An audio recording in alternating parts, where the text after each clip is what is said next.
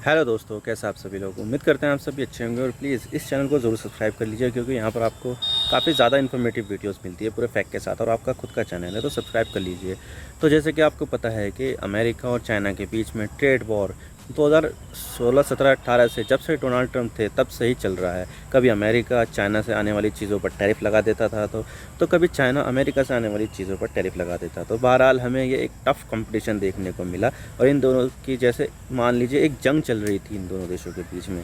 लेकिन अब फ़िलहाल ऐसा ही कुछ इंडिया के साथ भी देखने को मिला है। जी हाँ, इंडिया भी यहाँ पर एक ट्रेड वॉर में उलझा हुआ है और ये ट्रेड वॉर चल रहा है यूके के साथ। जी हाँ, यूके ने 25% का टैरिफ लगा दिया था स्टील इंडस्ट्री पर, जिससे क्या हुआ, इंडिया से जो स्टील यूके में एक्सपोर्ट होने वाला था, और इससे इंडिया को लगभग $250 मिलियन का नुकसान हुआ। लगभग इंडिया में कन्वर्ट करूँ तो मैं इंडियन रुपीज़ में ये होता है 2000 करोड़ रुपए। लेकिन अब इसके रिटेलिएशन में भारत ने भी यूके से आने वाले 22 प्रोडक्ट पर लगभग 15% की ड्यूटी इम्पोज कर दी है। तो क्या है ये पूरा मामला और ये जंग किस तरह से चल रही है, आज इसके बारे में पूरी डिटेल के साथ बात करते हैं। तो चलिए शुरू करते हैं। तो business standard India proposes 15% retaliatory duty on 22 items imported from UK. यानी कि भारत ने यहाँ पे 15% रिटेलिएटरी ड्यूटी लगाई है 22 आइटमों पर जो यूके से आते हैं। कब का आर्टिकल है ये? 28 सितंबर का आर्टिकल है। तो बात करते हैं कि मामला क्या है। तो देखिए, यहाँ पर जिस तरह से यूएस और चाइना के बीच ट्रेड वॉर देखने को मिल रहा है, जिससे यूएस और चाइना एक दूसरे के ऊपर दबाकर टैरिफ लगा रहे थे। अगर आपको हमारे देश में दूध बेचना है तो उसका 100% टैक्स चाहिए, और इसी तरह से हमें दोनों देशों के बीच ट्रेड वॉर देखने को मिल रहा था, जो आज भी जारी है। लेकिन अब इस तरह की चीज़ें हमें यूएस और चाइना के बीच ही नहीं, बल्कि अब ये चीज़ हमें भारत और यूके के बीच भी देखने को मिल रही है। जहाँ पर पहले यूके ने भारत के कुछ प्रोडक्ट पर 25% की ड्यूटी इम्पोज, तो वहीं अब भारत ने भी टिट फॉर टैट मूव चला, यानी कि जैसे को तैसा किया, और भारत ने भी यूके के 22 सामानों पर 15% की ड्यूटी इम्पोज कर दी है। यूके के इस मूव से भारत को $250 मिलियन यानी कि लगभग 2000 करोड़ रुपए का नुकसान उठाना पड़ा था। तो वहीं भारत ने भी इतने ही अमाउंट की चीज़ों पर ड्यूटी बढ़ाई है, यानी कि भारत ने बहुत ही एग्रेसिव तरीके से यूके को जवाब दिया और ये संदेश देने की कोशिश की, अगर आप हमारे साथ ऐसा करोगे तो हम भी बदले में आपके साथ ऐसा ही करेंगे। यानी कि भारत चुप नहीं बैठेगा। लेकिन सवाल ये आता है कि यूके ने भारत के साथ ऐसा क्यों किया। तो देखिए, इसकी शुरुआत होती है 29 जून से, जब यूके ने इंपोर्ट होने वाले स्टील पर टैरिफ बढ़ा दिया। और ये आप देख सकते हैं कि 29 जून का र्यूटर का आर्टिकल है, Britain extend steel tariff in breach of trade rules. Trade rule को भी इसने तोड़ दिया था, वो मैं आपको आगे बताऊंगा कि ये क्या है। तो 29 जून का आर्टिकल है यहाँ पर, और ब्रिटेन ने यहाँ पर स्टील पर टैरिफ लगा दिया था।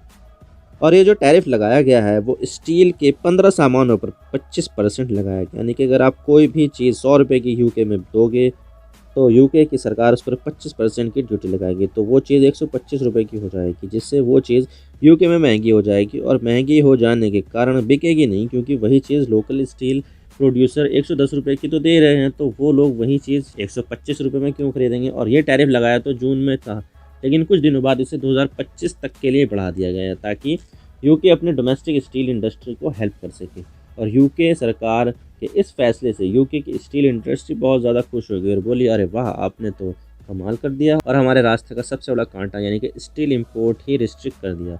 लेकिन इस तरह की चीज़ें करने से WTO यानी कि वर्ल्ड ट्रेड ऑर्गेनाइजेशन के रूल्स ब्रेक होते हैं, और ये रूल होते हैं general agreement on tariff and trade, यानी कि इसको हम शॉर्ट में GATT गैट भी बोल सकते हैं। कोई देश आपके प्रोडक्ट पर टैरिफ नहीं लगा रहा है तो आपको भी उनके प्रोडक्ट पर टैरिफ नहीं लगाना चाहिए। लेकिन भारत ने तो कोई भी टैरिफ यूके की चीज़ों पर नहीं लगाया था, लेकिन यूके ने टैरिफ लगा दिया है, जिससे ये रूल ब्रेक हुआ है। और यूके और भारत दोनों ही WTO के मेंबर हैं, तो यहाँ पर रूल तो अप्लाई होगा।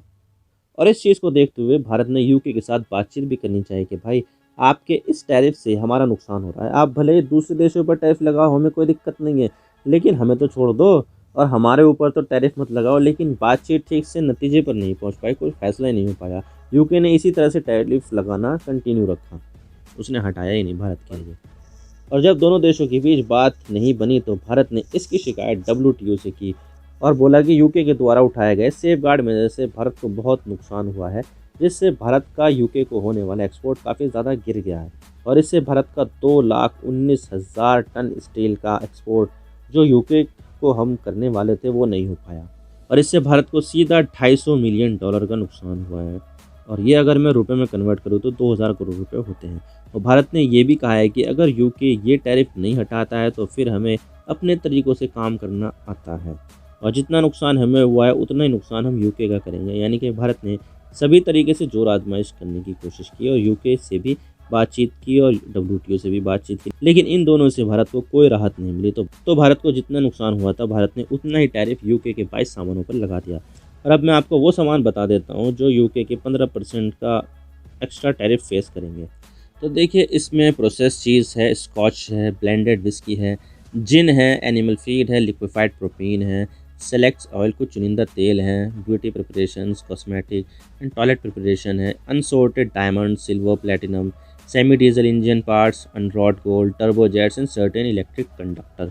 तो इसमें सबसे ज़्यादा जो इफेक्टेड आइटम्स हैं वो है अनसॉर्टेड आइटम, क्योंकि भारत यूके से डायमंड बहुत ज़्यादा मंगाता है और उसको सूरत में प्रोसेस करता है। उसके बाद सिल्वर है, प्लेटिनम है, ये बहुत ज़्यादा सामान भारत में आती है यूके से। तो ये सबसे ज़्यादा इफेक्टेड आइटम्स होंगे। लेकिन ऐसा नहीं है कि भारत ने ऐसा कदम पहली बार उठाया है। 2019 में भी भारत ऐसा कदम उठा चुका है। जब अमेरिका में डोनाल्ड ट्रंप राष्ट्रपति थे तो वे बहुत ज़्यादा राष्ट्रवाद से सराबोर थे और अमेरिका फर्स्ट की नीति अपनाते थे। लेकिन डोनाल्ड ट्रंप की दोस्ती PM मोदी के साथ बहुत अच्छी थी, लेकिन जब सामने अपना हित होता है ना, तो सारी यारी दोस्ती को साइड में रख दिया जाता है। और यहाँ भी ऐसा ही हुआ और अमेरिका ने भारत से आने वाले प्रोडक्ट पर 70% तक का टैरिफ लगा दिया, जबकि डोनाल्ड ट्रंप और मोदी जी के बीच काफ़ी अच्छी दोस्ती थी। फिर भी अमेरिका ने ऐसा कदम उठाया तो भारत को ये अच्छा नहीं लगा। तो भारत ने इसके रिटेलिएशन में अमेरिका के सामानों पर भी टैरिफ लगा दिया, जो किसी प्रोडक्ट पर तो 100% तक लगा हुआ होता था। तो भारत ने ये कदम उठाकर ये साफ बता दिया है कि अगर आप हमें नुकसान पहुंचाओगे तो हम भी आपको नुकसान पहुंचाएंगे। भारत अपनी यही पॉलिसी को आज भी फॉलो कर रहा है और इसी पॉलिसी से ही भारत ने यूके के सामानों पर 15% टैरिफ लगाया है। अभी के लिए तो ये 15%, लेकिन शायद अगर बात ना बनी, दोनों के बीच में कोई समझौता ना हुआ, तो ये शायद इससे ज़्यादा भी बढ़ सकता है। लेकिन मोदी जी और डोनाल्ड ट्रंप के बीच की दोस्ती टूटी नहीं उसके बाद भी, क्योंकि देखा जाए तो जब चुनाव हो रहे थे राष्ट्रपति के अमेरिका में, तो तब मोदी जी ने हाउडी मोदी कार्यक्रम वहाँ पर किया अमेरिका में, और इंडिया में नमस्ते ट्रंप करके कार्यक्रम किया। तो यहाँ पर चुनाव में भी मोदी जी ने फ़ायदा पहुँचाया था अपनी दोस्ती के कारण, लेकिन फिर भी चुनाव हार गए डोनाल्ड ट्रंप। तो इसमें क्या कह सकते हैं। और इसके अलावा देखा जाए तो भारत और यूके के बीच फ्री ट्रेड एग्रीमेंट पे भी काफ़ी लंबे समय से बातचीत चल रही है, और यही सोचा जा रहा है कि भारत और यूके के बीच जल्द ही फ्री ट्रेड एग्रीमेंट हो जाएगा, जिसमें से बहुत सारे आइटम पर से टैरिफ हट जाएगा, कोई कस्टम ड्यूटीज नहीं लगेगी।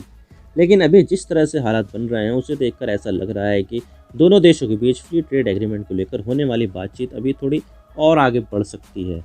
और यहाँ पर ये देखा जाए तो जहाँ पर पिछले साल दोनों देशों का ट्रेड $13.2 बिलियन था, तो वहीं ये इस साल बढ़कर $17.5 बिलियन हो गया है। लेकिन देखा जाए तो भारत इस ट्रेड में अच्छी स्थिति में है, क्योंकि भारत का यूके के साथ ट्रेड सरप्लस में है। जहां भारत यूके से $7 बिलियन का इंपोर्ट करता है, तो वहीं भारत यूके को $10.5 बिलियन का सामान एक्सपोर्ट करता है। तो यहाँ पर सरप्लस कितना हुआ, $3.5 बिलियन जी, काफ़ी ज़्यादा है। और अगर मैं इसको डॉलर में रुपए में कन्वर्ट करूँ तो ये हो जाएगा लगभग 30,000 करोड़ रुपए, जो भारत सरप्लस में है। तो अभी के लिए परिस्थितियां भारत के अनुकूल दिखाई दे रही थी, लेकिन अगर दोनों देशों के बीच ट्रेड वॉर इसी तरह बढ़ता रहा तो शायद भारत को इससे नुकसान भी उठाना पड़ सकता है। तो आई होप आपको सारी बातें समझ में आ गई होगी। आप मेरे इंस्टाग्राम पर भी जुड़ सकते हो। आप सिंपली जाइए इंस्टाग्राम में और सर्च कीजिए I_इमरान सिद्दीकी, और आप मुझे फॉलो कर सकते हैं। इसके अलावा आप मुझे ट्विटर पर भी फॉलो कर सकते हैं, यहाँ पर भी सेम ही यूज़र नेम है I_इमरान सिद्दीकी। तो दीजिए मुझे इजाज़त, मैं मिलता हूँ आपसे नेक्स्ट वीडियो में। अगर आपको वीडियो थोड़ी सी भी पसंद आए तो चैनल को ज़रूर सब्सक्राइब कीजिए। Thank you for watching. I really appreciate your precious time. God bless you all. Now signing off.